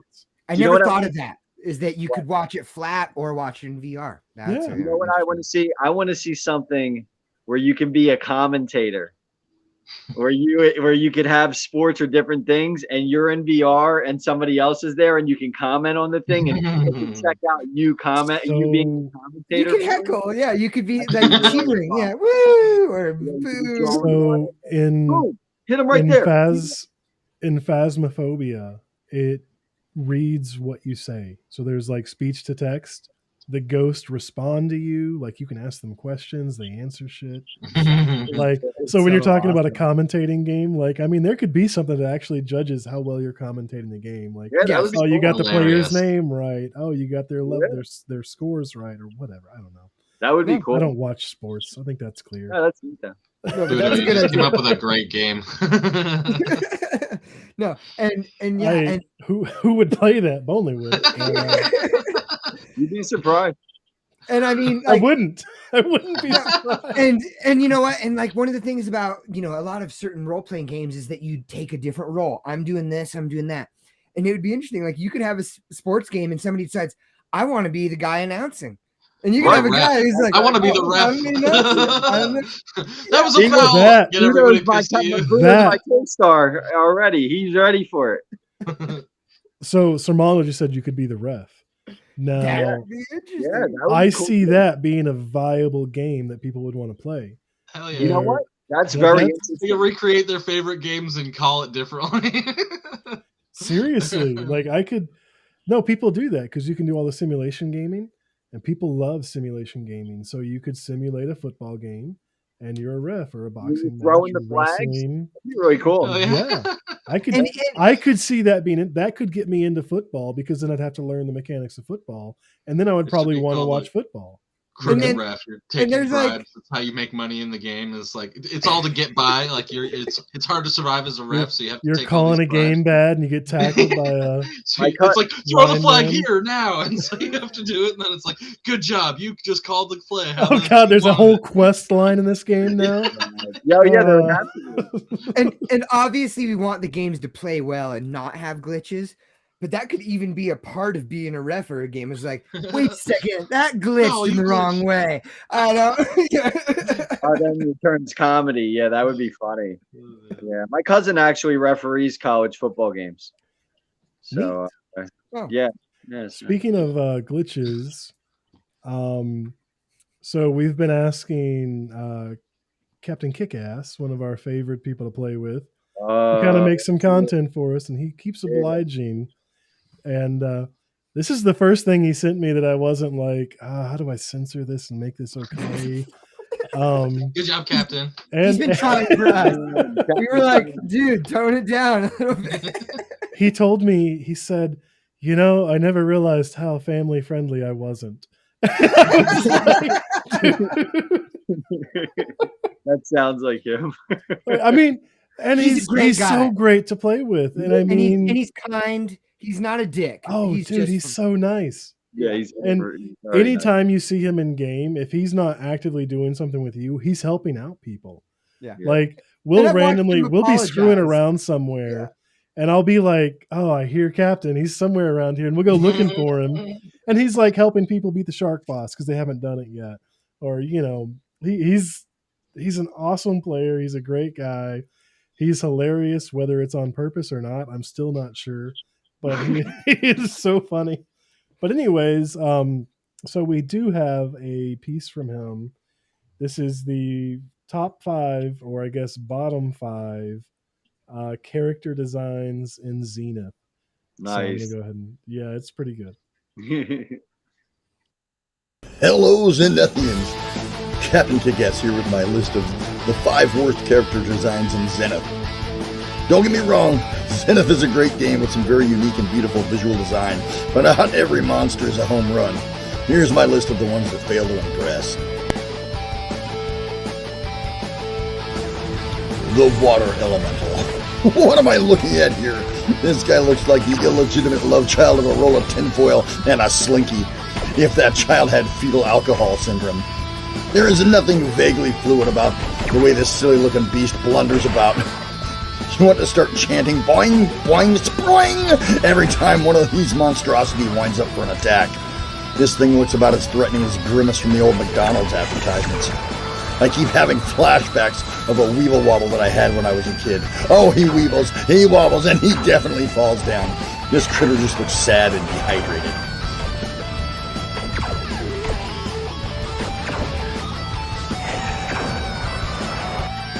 The female Sylphid. This thing looks like the zombie version of Smurfette. The horrible toenails, the blank soulless eyes, and all the stuff growing out of her head make this lady look like she needs to spend a solid week in a day spa. This ill-tempered lass has all the charm of a bipolar ex-girlfriend and a voice that makes her sound like she's been possessed by Zool. Plus, just like the aforementioned ex, she gets around. She's one of the first opponents you'll meet out on the Thrasher Plains, but apparently by the time the developers got to designing Ramshackle, they were all out of ideas, because you'll be seeing an up-powered version of this not-so-lovely lady again on your last stop before you head out into the desert.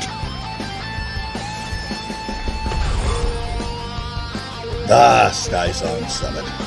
One of the most beautiful areas in the game. The floating structures and gigantic crystals everywhere really illustrate the blend of science fiction and magic that makes Zenith so unique and visually stunning. But what is up with the saber fang? This thing looks like something someone on a badass trip would paint on the side of their panel van as part of a drug-fueled mural. Who thought this eye-searing color combination was a good idea? Are they allowed to dress themselves? That'll end in tears for sure.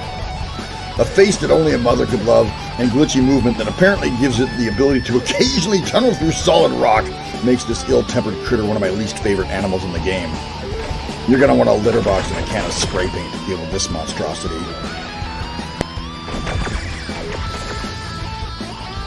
Finch, look at this dweeb.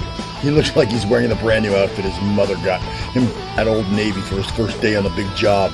Oh, and what's this? A sweater wrapped around his neck like a 1980s yuppie? No, it's actually worse than that. It's a little cape. What's this guy's superpower? Having the most punchable face in Zenith? Don't you just want to put this little dweeb in a headlock and give him a noogie while yelling, McFly! McFly! Think, McFly! Think! This nerd has about as much chance of scoring as I would in a one-on-one with LeBron James. Spend too long talking to Poindexter here, and your virginity will start to grow back. The World Boss. Boy, was this guy ever a letdown. I deliberately avoided finding out what the World Boss looked like until I'd leveled up enough to participate in one of the World Boss fights. I expected something unique and terrifying, some monster pulled from Edgar Allan Poe's nightmares. Instead, I got a recycled design from a character that looks like a reindeer that's done too much growth hormone and meth. Sure, he's 50 feet tall and launches poison COVID boogers at you, but there's nothing special or particularly awe-inspiring about this guy. While we're talking about his looks, let's talk about his attacks. He swipes at you like he's on Tinder and is unsatisfied with his matches, punches the ground like an angry teenager that's got daddy issues to work out, and his secret weapon is snot? What happened, Ramen? Did you guys run out of time, ideas, or both? Oh, and what's up with the name? He's a giant ent? Ent? What the hell's an ent? Ent! That's the sound I make when I get kicked in the nuts. Fail! So there it is. My worst 5 character designs in Zenith. If you disagree, well, it's probably not the first time you've been wrong about something, and I forgive you. I salute you, Council's Corner. Kick ass out.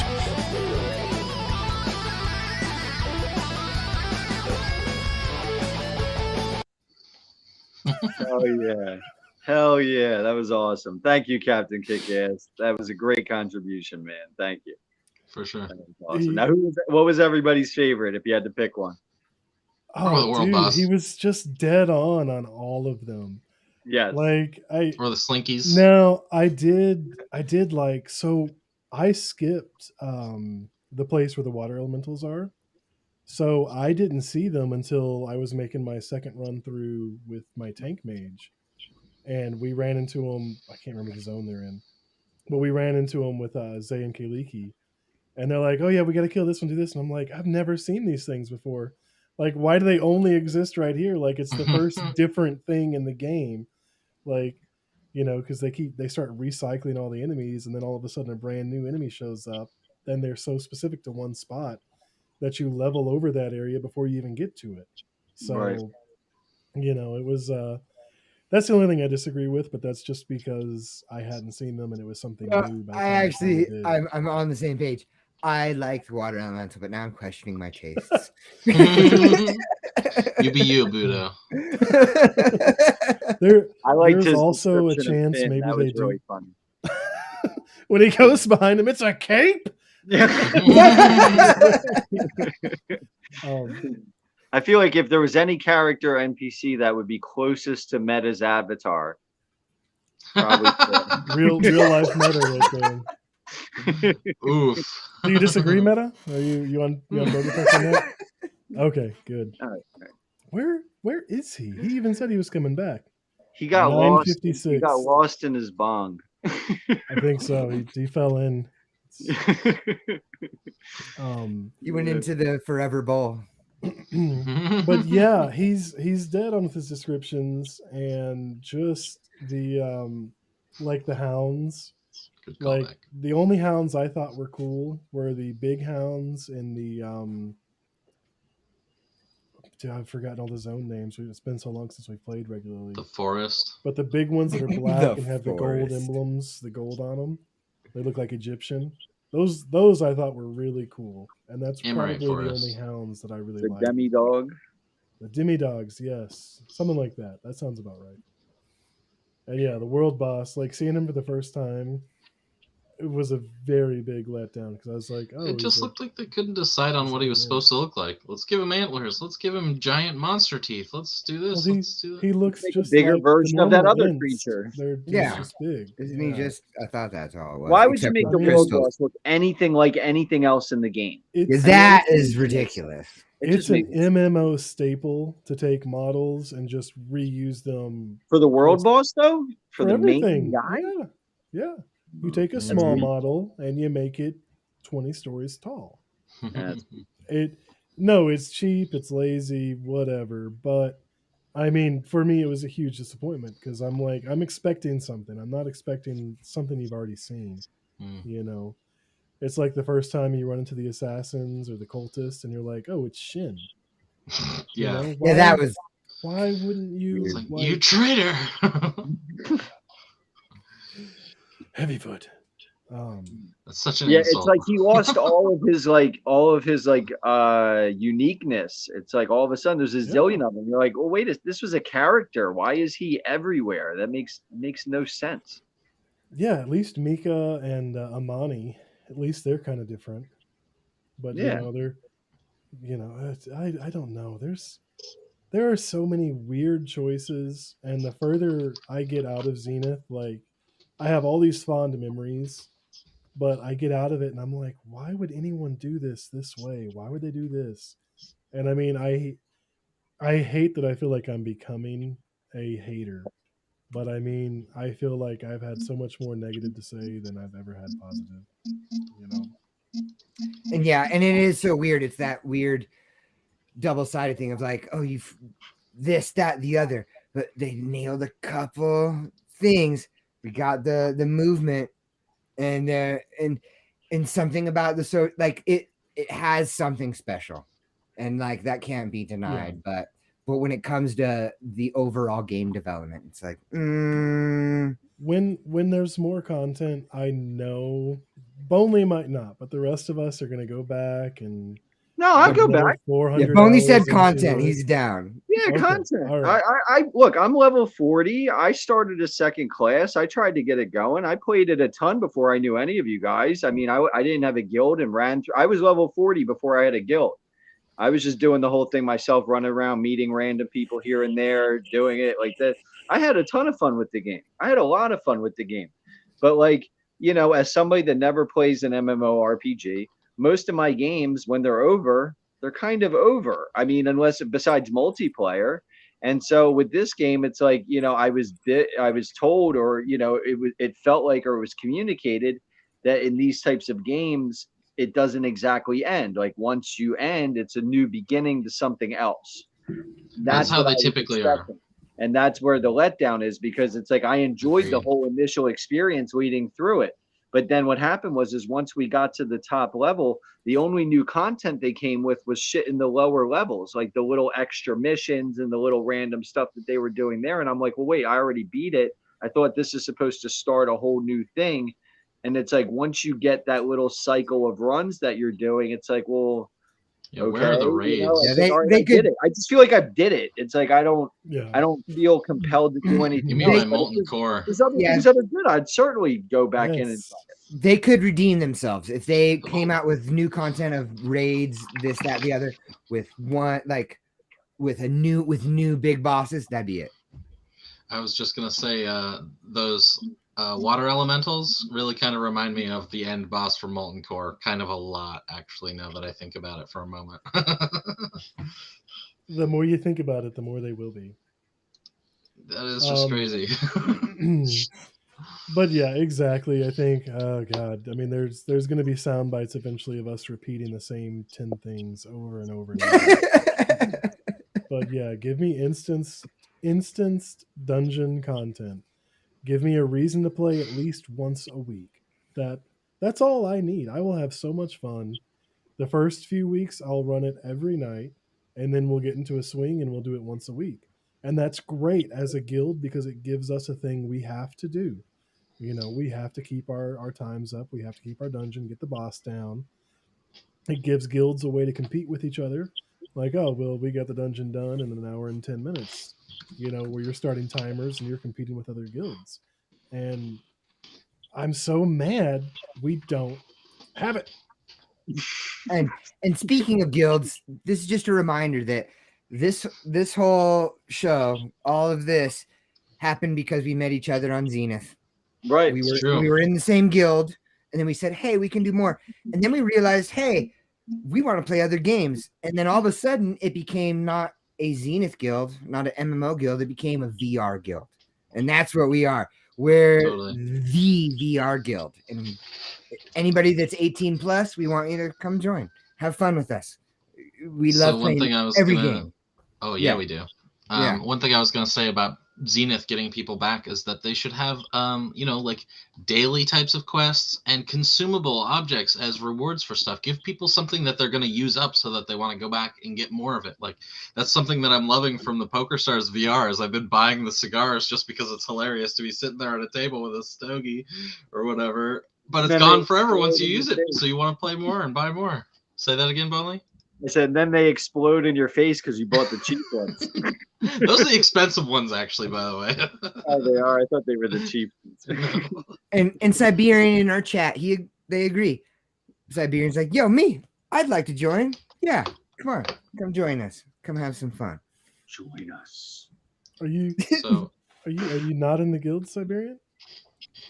And I wasn't sure if they meant that. I wasn't sure if they meant that they want to just join playing with everybody else, or if they're not in the guild. Because if they're not in the guild, then that's just ridiculous. You've been watching our show for too long to not be in the guild. Yeah. And how do you get in the guild? You know what? You can just visit crimsoncouncilguild.com. Again, that's so. Do people need a VR headset to join the guild? Because it kind of seems like a prerequisite. It's pretty important. You want to be part of it if you're not doing VR, unless you want to play Kitty's Casino and get some Bonely. There are a few games. There are a few games that are not that you can do without VR. Demio, you can play Demio with all of us that are in VR. Phasmophobia, you can play that without being in VR. So really? there are so those are both Steam games, right? Yep. And I mean, we are a VR guild. Yes, that is true. It's a great community, but I mean, obviously it's better if you're gaming with us. And I mean, that's kind of the whole thing we're pushing for is VR gaming is so much better when it's social. When you've got people to play with, when you've got a community of friends, it's better. It takes games like Dash Dash. I wouldn't touch with a 10-foot pole. But you've got a community of friends and 8 people to jump in and play with, and all of a sudden it's the most fun you can have on a Tuesday night. It's community makes these things better.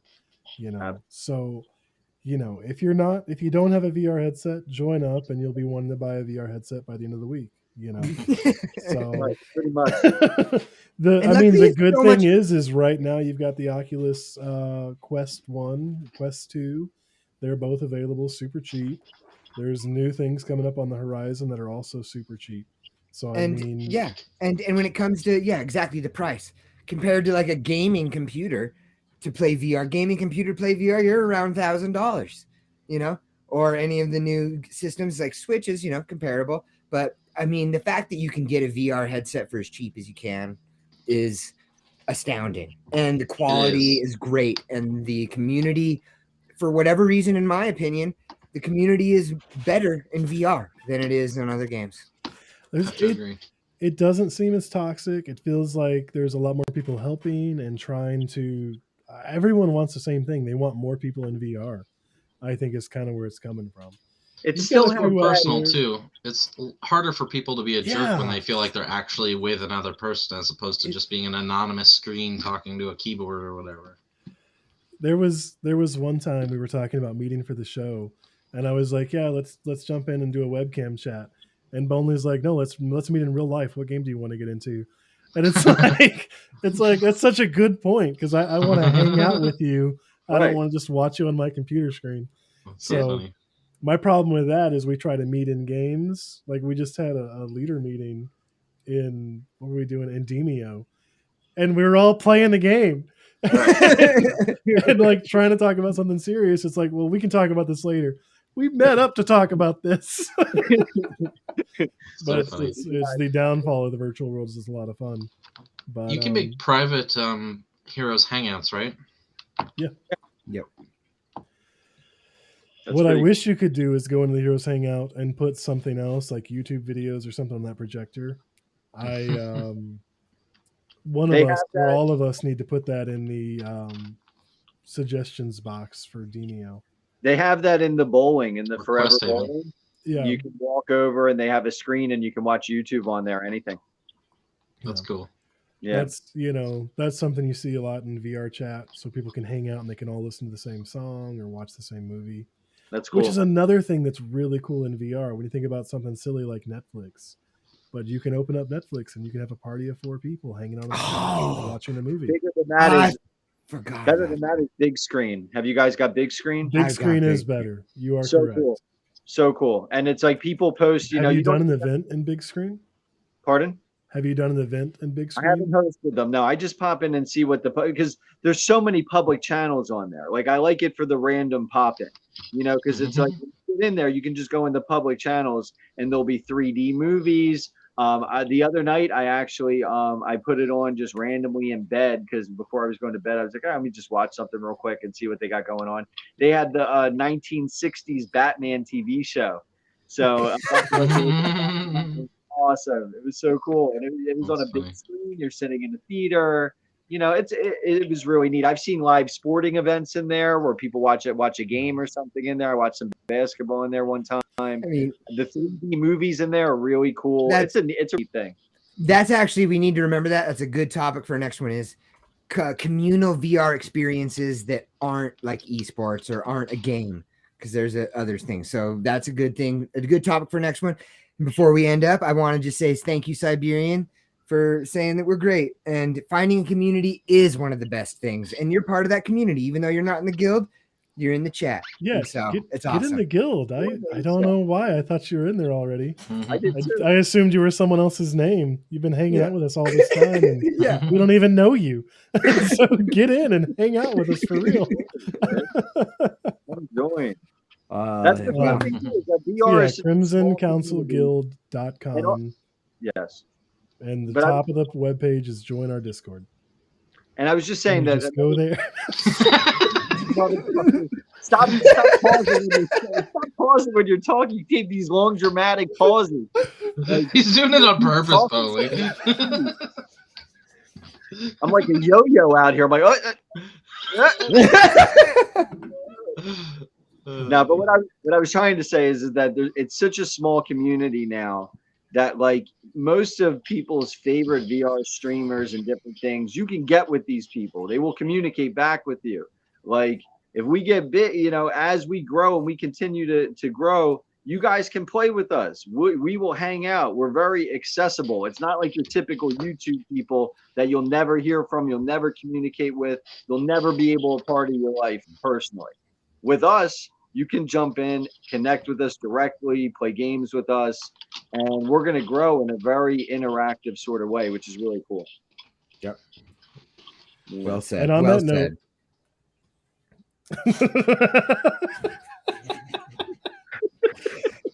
And Bonely, you know what? we're gonna be keep that for posterity. When he's signing autographs in his little VR autograph line. I just wanna shoot myself. I'm accessible. Access me. But yeah, so Siberian, thanks for hanging out and chatting with us, and anyone else watching in the future. I know Shout We out to had Fink in Pandian. here He's for a been here for while. most of our Yeah, chat. Pandian. Yeah. Yeah, he must be busy tonight. But yeah, I think he said he it's does in the something on morning Wednes- there for him. He has an event on Wednesday nights, and he's been like coming in here and hanging out with us, and then going and doing it. So he's probably just busy yeah. tonight. But people have to have lives. So yeah, you can catch us here every Wednesday for Council's Corner, where we're just talking about stuff. And then every other Saturday, we're going to start doing this first 2 hours So you'll at least get an hour and 45 minutes of content out of that. Maybe Fridays instead of Saturdays. Every other Oh, weekend. I'd say every other Every other weekend. week. There we Every go. other We'll keep it weekend. Friday, Saturday, something, but it's going to be during the weekend every other week. And then every Tuesday, we're going to be live broadcasting our first race of the night. And once I teach people how to do this, maybe we'll be broadcasting both races. And then, so that's where we're at right now. Eventually, we'll get recorded content, other stuff going. But thanks, everyone, for watching us and hanging out with us. And we will see you next week at 9:30 Eastern, 8:30 Central, 7:30 Mountain, and whatever the hell. You're not California a does time. with their You're not a time. time magician. No, a time scientist, Scientist. not a time I scientist. know I screwed it up. It was close enough. But thanks, everyone, and we'll see you next time.